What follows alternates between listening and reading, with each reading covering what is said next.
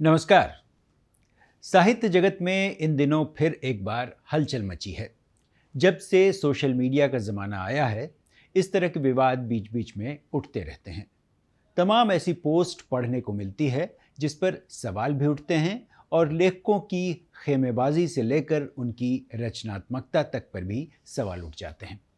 कभी किसी पुरस्कार को लेकर विवाद उठ जाता है, कभी प्रकाशकों की मनमानी और रॉयल्टी के खेल पर चर्चा हो जाती है, तो कभी किसी अकादमी में महिला के उत्पीड़न की कहानी सामने आती है और पूरी की पूरी अकादमी कटघरे में खड़ी हो जाती है। कभी साहित्य जगत में राजनीतिक खेमेबाजी शुरू हो जाती है, तो कभी किसी नेता के किसी समारोह में पहुंच जाने पर शोर शराबा होने लगता है। अभिव्यक्ति के इस अंक में बात करते हैं हाल के कुछ ऐसे ही विवादों पर जिसे लेकर सोशल मीडिया भी रंगा हुआ है, लेखकों की खेमेबाजी भी सामने आई है और चंद लोग सड़कों पर भी उतर पड़े हैं। तो चलते हैं अभिव्यक्ति के आज के इस सफर पर।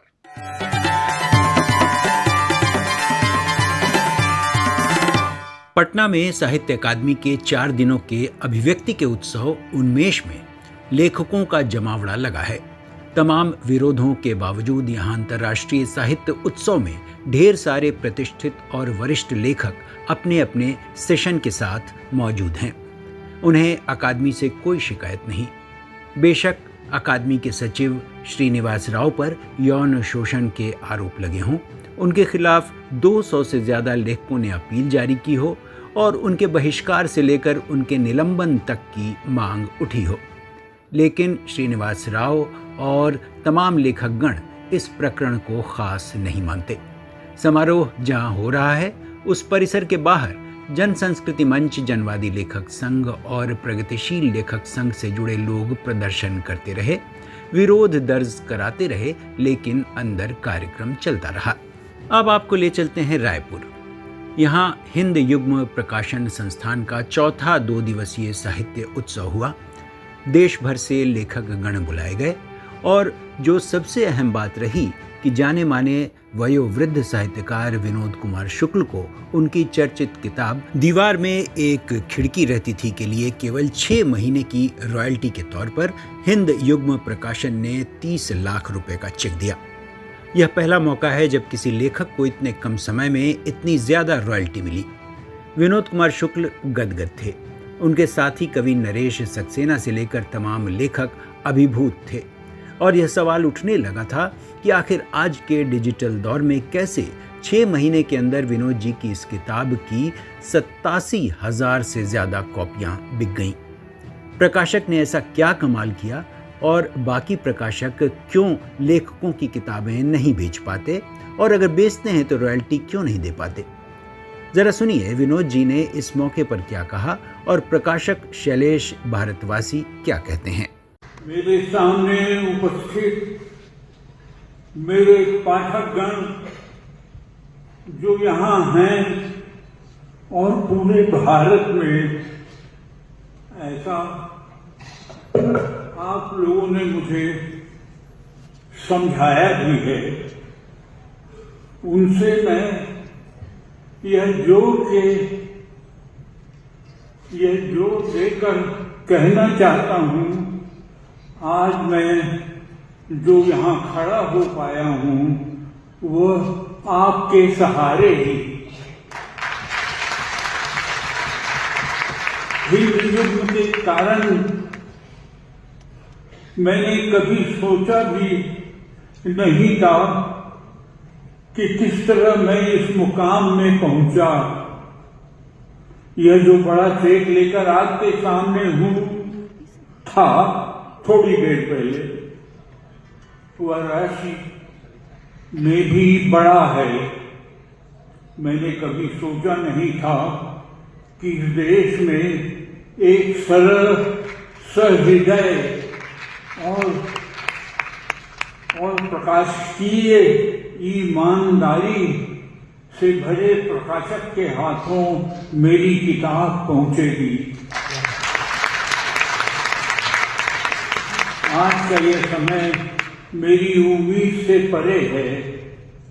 मैं धन्यवाद देता हूं, बहुत धन्यवाद देता हूं और फिर धन्यवाद देता हूं।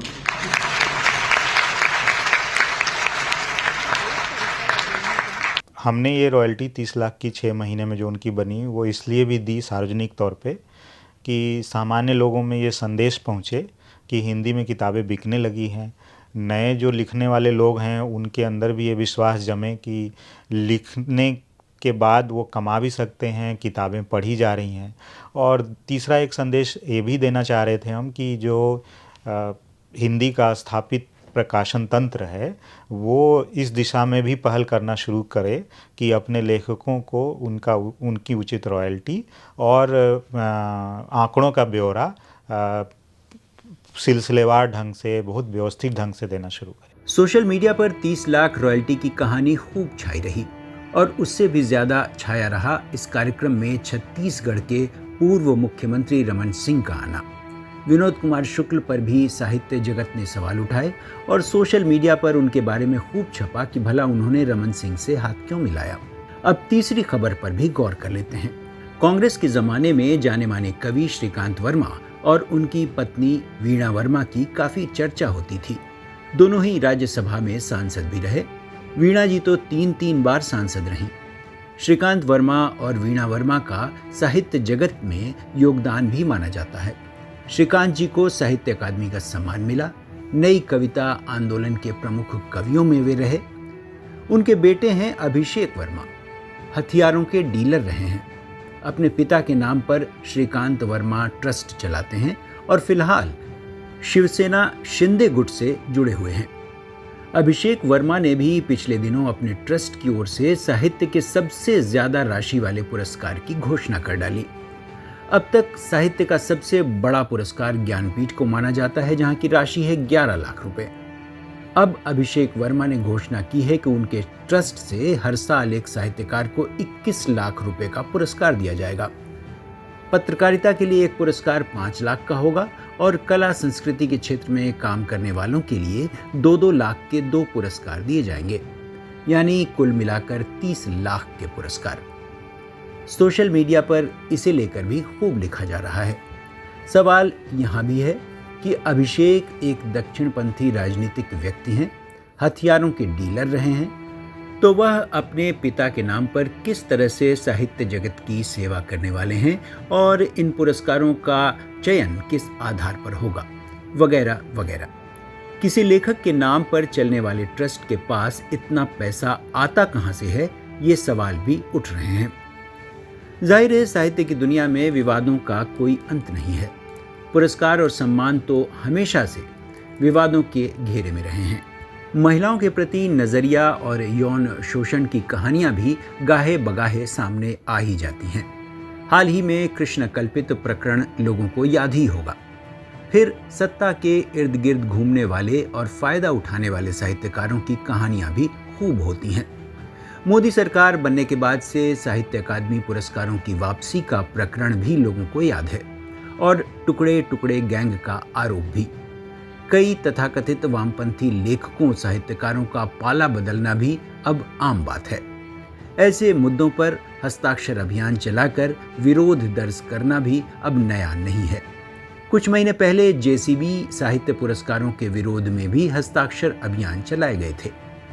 सवाल यह है कि साहित्य जगत के इन विवादों को किस तरह देखा जाना चाहिए। क्या आज के दौर में साहित्य जगत खुद असमंजस की स्थिति में है? क्या सही है और क्या गलत, ये वो नहीं समझ पाता। नैतिकता जैसे सवालों पर भी अलग अलग राय है। दरअसल जब से साहित्य का बाजारीकरण हुआ, इसके लिए तमाम व्यावसायिक मंच बनने लगे। लेखकों और साहित्यकारों को कॉरपोरेट जगत उनकी अहमियत का एहसास कराने लगा। उन्हें सुविधाएं, पैसा, सम्मान मिलने का सिलसिला तेज हुआ तो खेमेबाजी भी खूब बढ़ी। पहले वैचारिक खेमेबाजी होती थी, अब अवसरवादी खेमेबाजी का दौर आ गया है। एक दूसरे को पीछे धकेलने, किसी भी तरह बाजार में खुद को बेचने की प्रवृत्ति बढ़ी है। रातों रात लेखक बनने के रास्ते खुले, बेस्ट सेलर का फैशन चला तो साहित्य की मूल भावना सामाजिक सरोकार कम हुए। अब साहित्य पाठकों के लिए कम, अवार्ड और चर्चा के लिए ज्यादा लिखा जाने लगा। ऐसे में उसकी कमीज मुझसे सफेद क्यों वाली होड़ भी सामने आने लगी। लेखकों साहित्यकारों में विलाप की प्रवृत्ति पहले से रही है, उसका विस्तार हुआ और अब ऐसे विलापों के लिए सोशल मीडिया का बड़ा और खुला मंच मिल गया है। महिलाओं के उत्पीड़न या मीटू जैसे आंदोलन की कहानियां भी सामने आने लगीं और इसे लेकर तमाम लेखकों, बुद्धिजीवियों को यह मौका मिला कि वो कैसे किसी मुद्दे पर एकजुटता दिखाएं, हस्ताक्षर अभियान चलाएं। ऐसा ही अभियान मौजूदा सत्ता के फासिस्ट हिंदूवादी चरित्र और नफरत की सियासत को लेकर भी चलता रहा। बेशक लेखकों के सामाजिक सरोकार होने चाहिए, ये उनकी रचनाओं और लेखन में नजर भी आना चाहिए और विरोध के स्वर भी तेज होने चाहिए। लेकिन साहित्य जगत हमेशा ऐसे ही वक्त में चर्चा में क्यों आता है और क्यों ऐसे अभियान विरोध की चंद औपचारिकताओं के बाद खत्म हो जाते हैं? क्यों खुद वही साहित्यकार फिर उन्हीं विसंगतियों के शिकार होने लगते हैं जिनका वो अक्सर कागजी तौर पर विरोध करते रहे हैं? बड़ा सवाल ये भी है। दरअसल कोई भी लेखक, कवि या रचनाकार तभी जन सरोकारों से जुड़ा माना जाता है जब वह सत्ता की जन विरोधी नीतियों और जुल्म के खिलाफ आवाज उठाए, एक बेहतर समाज बनाने में अपनी रचना के जरिए अहम भूमिका निभाए और जरूरत पड़ने पर कुछ अहम सवालों पर सड़कों पर भी उतरे। प्रेमचंद भी कहते रहे कि साहित्य राजनीति के आगे चलने वाली मशाल है, लेकिन क्या आज के दौर में ये मशाल बुझ गई है और मौजूदा सत्ता ने इन आवाज़ों को दबा दिया है? कुछ लोग जो प्रतिरोध के साहित्य के नाम पर कुछ कुछ लिख रहे हैं, क्या सत्ताधीशों को उनसे कोई फर्क नहीं पड़ता? सवाल कई हैं और साहित्य जगत के अपने अपने अंतर्विरोध हैं। पहले भी थे और अब तो और भी गहरे हैं। बहरहाल आगे बढ़ते हैं और देखते हैं कि साहित्य संस्कृति के क्षेत्र में और क्या क्या हो रहा है खास। इसकी एक झलक देखते हैं इस सेगमेंट हलचल में।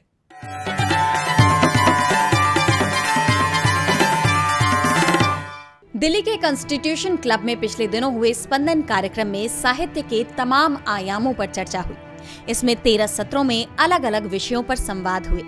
काशी में हिंदी और हिंदी में काशी पर व्योमेश शुक्ल, एक बोरसी और कितनी बातें पर यतीश कुमार, छोटे इतवार पर कितने किरदार पर प्रताप सोमवंशी, आसवाद की राष्ट्रीयता और बाजारवाद पर पुष्पेश पंत, प्रेम एक यूटोपिया है पर दिनेश कुशवाहा, स्त्री कितना स्त्री रहना चाहती है पर गीता श्री, भ्रष्टाचार आंदोलनों का सच पर राम बहादुर राय, एक पानी और कितनी कहानी पर नवाज देवबंदी, हिंदी में हाशिया पर अब्दुल बिस्मिल्लाह ने अपनी बात रखी।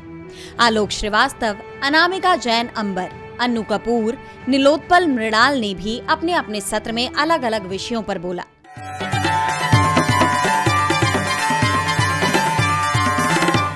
जाने माने रंगकर्मी अरविंद गौड़ के निर्देशन में दिल्ली के त्रिवेणी कला संगम में भीष्म साहनी का लिखा चर्चित नाटक कबीरा खड़ा बाजार में का मंचन हुआ। कबीर को वर्तमान संदर्भों में पेश करने वाले इस नाटक में ऐसे तमाम प्रसंग हैं जो आज भी प्रासंगिक हैं।